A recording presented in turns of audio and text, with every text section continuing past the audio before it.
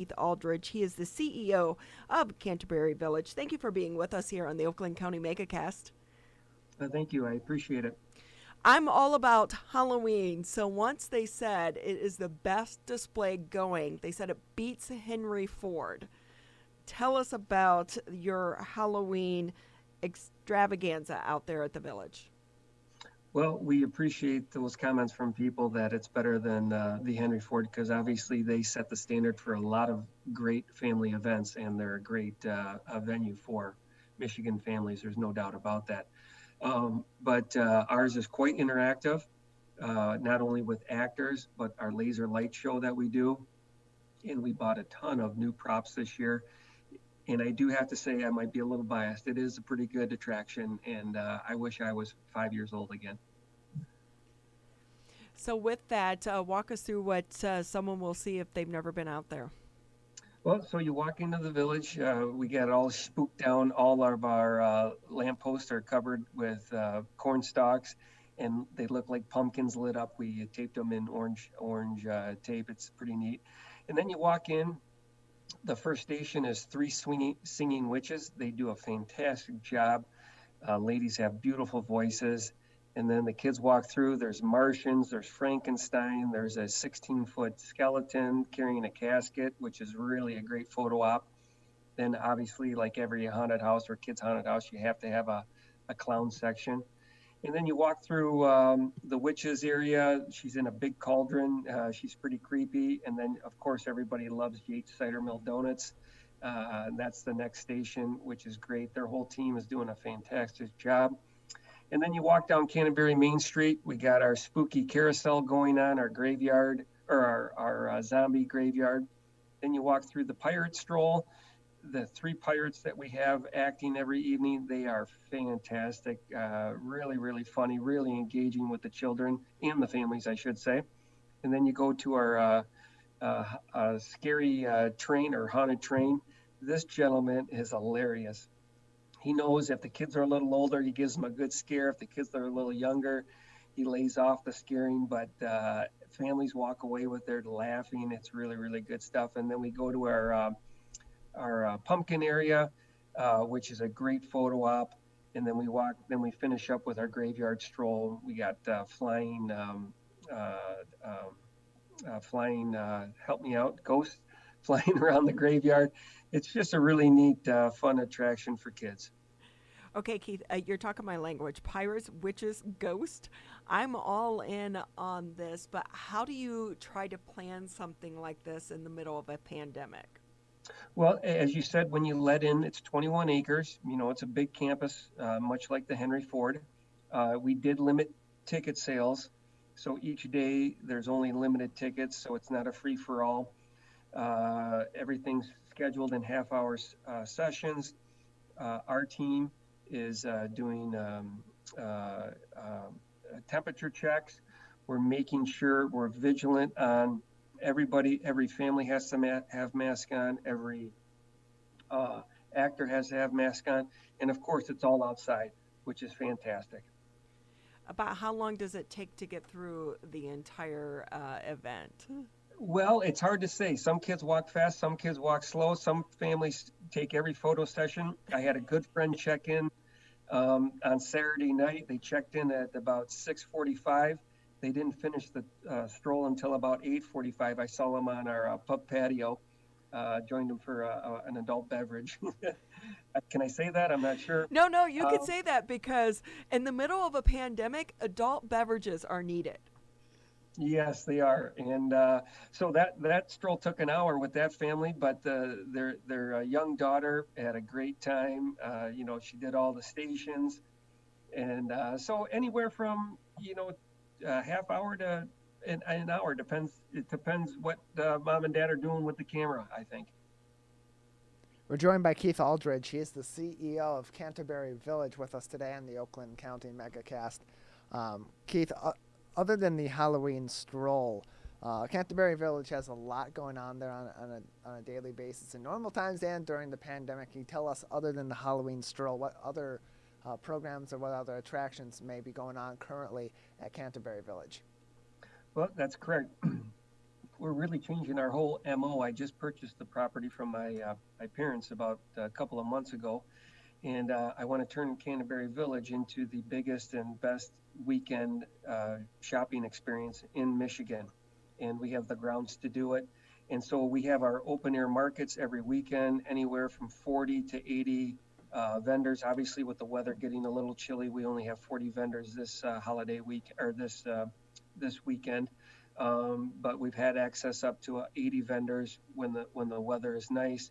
Live entertainment all weekend long, and we've downsized the Christmas portion of our campus substantially and gone out and find great new vendors. We have a Fourth Coast hard cider tasting room.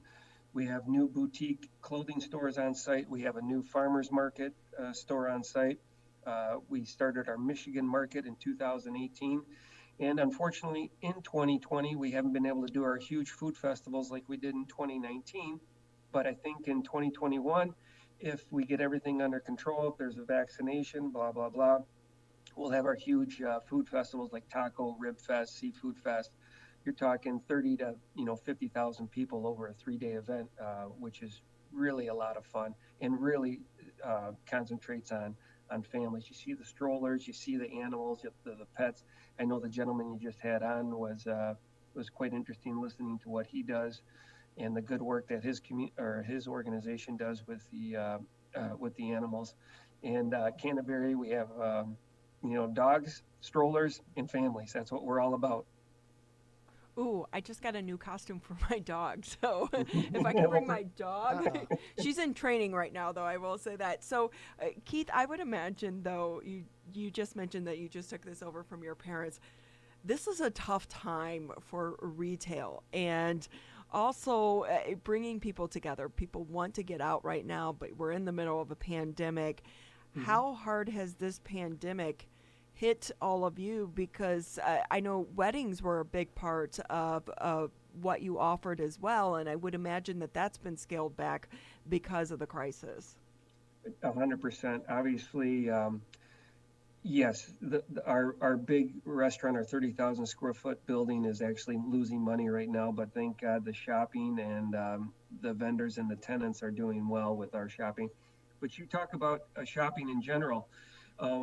What I'm trying to do at Canterbury Village is provide families an experience on the weekends. You're not going to compete against Walmart.com or Amazon.com, not even a chance. With both parents working, with kids' schedules that are crazy, I'm not looking for the Monday through Friday shopper. I'm looking for the family experience on the weekends. And our crafters and our shop small, shop local slogan is working very well. Metro Detroit families want to come out, spend a nice afternoon together. It's not an asphalt parking lot.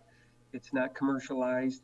It's very homey. It's very boutiquey. You can get Yates, cider donuts, pastries. As I said, you can get a hard cider adult beverage. We got really unique shopping. And then if you're hungry, we got our Sea Pub patio, which is just a nice little cozy, warm tavern that we have on the campus. So I am not competing against, Great Lakes Crossing, which I know you said that you go and visit. I am completely and utterly the family experience, and that's what I want to be. I love that because I think right now more than ever we're about experiences, and so many people are cutting back on buying the unnecessary stuff because being stuck in our homes right now, we've realized how much we've purchased that we don't need, but we like those experiences that you seem to be offering. And along with that is trying to support local. So if I want to go out, the holidays are coming up.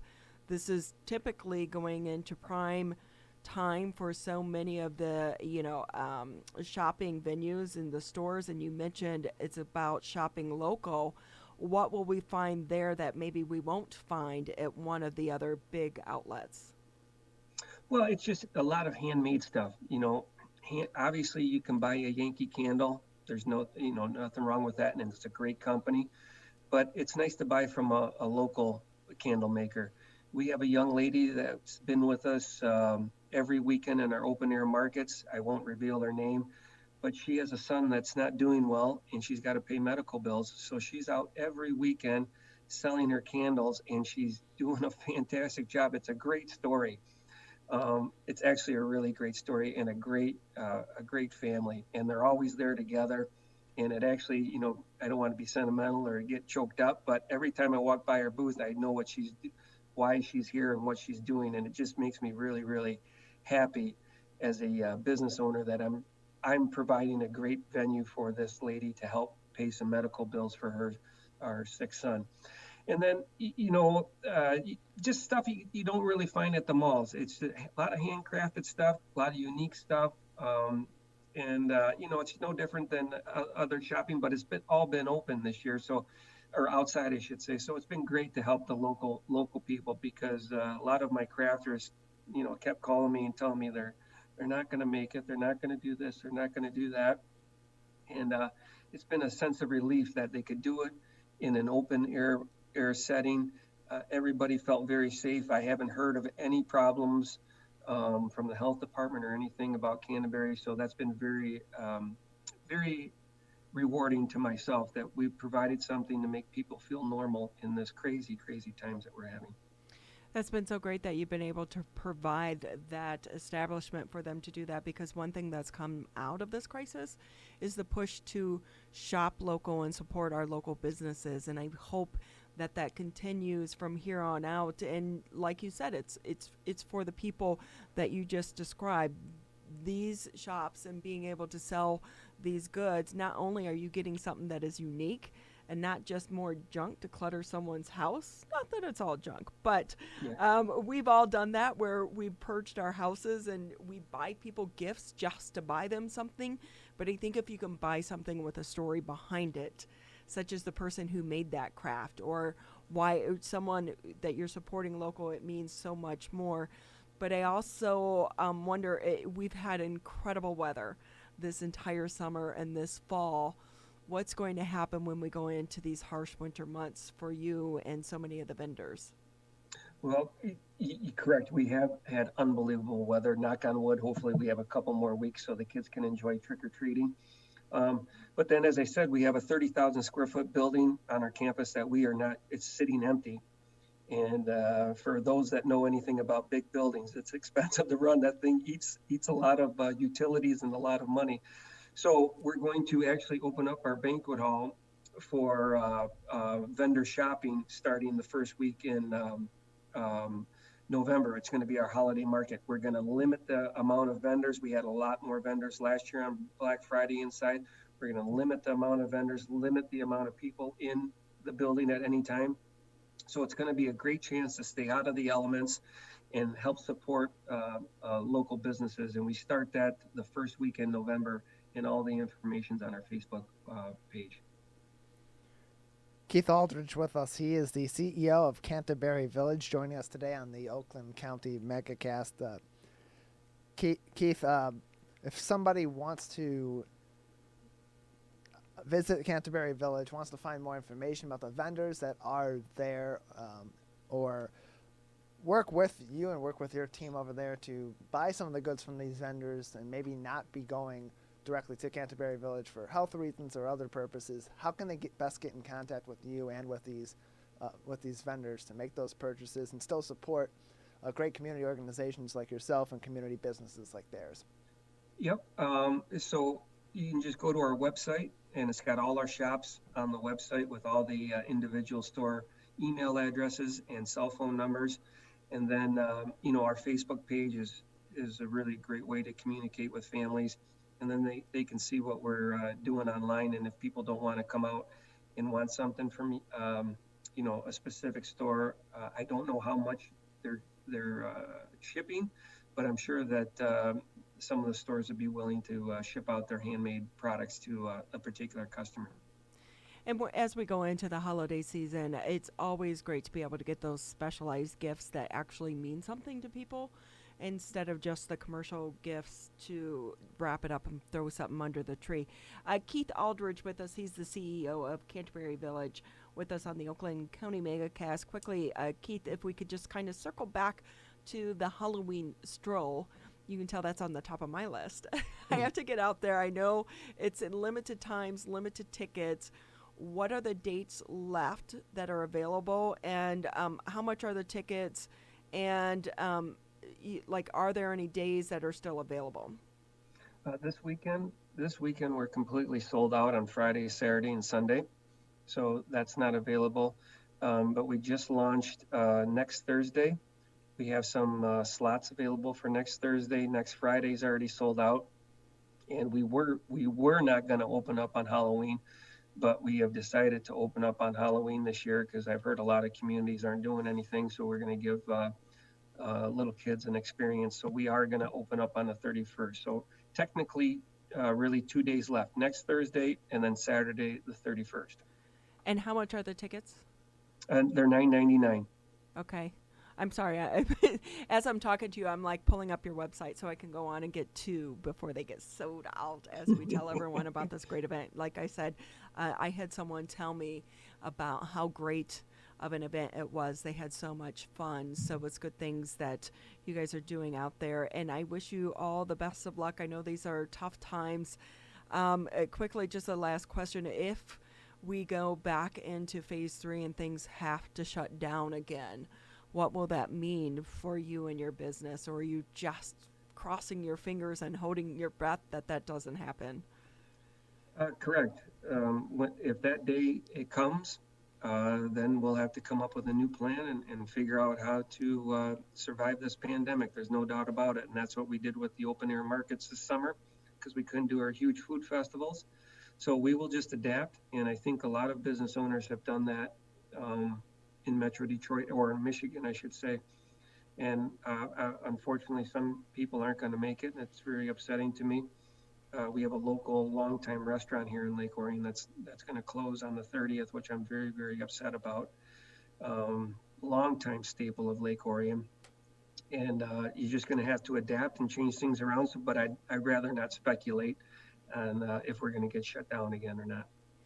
Fingers crossed we don't and we make it through this. I know it's been a tough time for so many people such as yourself and so many of the businesses as well. So let's hope that our economy can survive this crisis.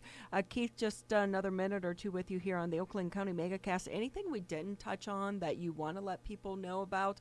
Are you still open to weddings and small events as well? Well, we are. You can do small events. Obviously, the way weddings are planned, they're planned out, 6 to 12 months to 18 months in the future. So all the young ladies have pushed everything to 2021. I absolutely feel terrible for all the brides, but they've been very, very pleasant and receptive to my team about shifting everything. So I tip my hat to all the brides in Metro Detroit that have had plans changed around.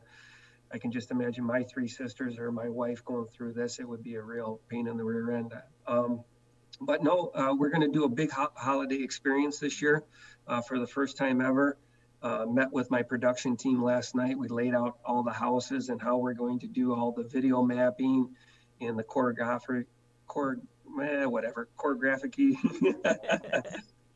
Yeah, help me out. I'm just a dumb hockey player. But choreograph all the lights and the music, and it's going to be a big production for Christmas. And much like what the Henry Ford does, much like our Halloween Stroll, it's going to be really, really good stuff this year for families. Well, we look forward to that. And when you get it all set and ready to go, because that is such a popular event, it is a lot to try to time the music to the lights as well. So kudos to anyone who is able to do that. We'd love to have you back on the show to talk about that. In the meantime, we wish you all the luck and good luck with the Halloween Stroll. Again, it's been a favorite with so many people, and we thank you for taking time to be with us today.